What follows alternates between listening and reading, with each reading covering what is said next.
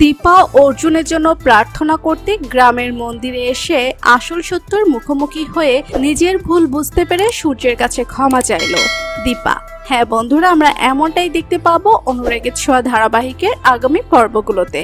দীপার সেবা যত্নে অর্জুন অনেকটাই সুস্থ হয়ে ওঠে, কিন্তু অর্জুনের জন্য দীপার মন উথাল পাথাল করতে থাকে। তাই দীপা অর্জুনের সুস্থতা কামনা করার জন্য গ্রামের একটি মন্দিরে আসে।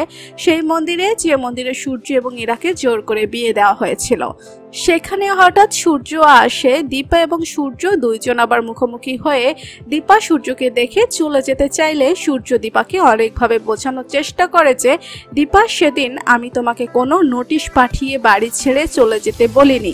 ইরাকে আমি ইচ্ছে করে বিয়ে করিনি, আমাকে এক প্রকার জোর করে বিয়ে দিয়েছিল।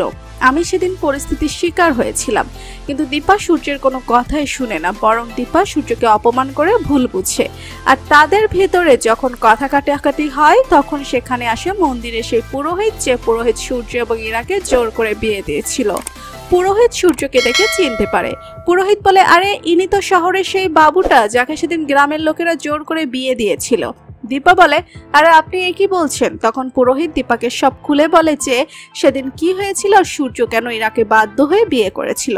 পুরোহিতের মুখে সব কথা শুনে ভুল ভাঙে দীপার। সূর্য চলে যেতে চাইলে দীপা বলে, দাঁড়ান ডাক্তারবাবু, আমাকে ছেড়ে আর যাবেন না। এই বলে দীপা সূর্যের কাছে হাত জোর করে বলে, পারলে আমাকে ক্ষমা করে দিবেন ডাক্তারবাবু, আমি সবটা না বুঝে আপনাকে ভুল বুঝেছিলাম।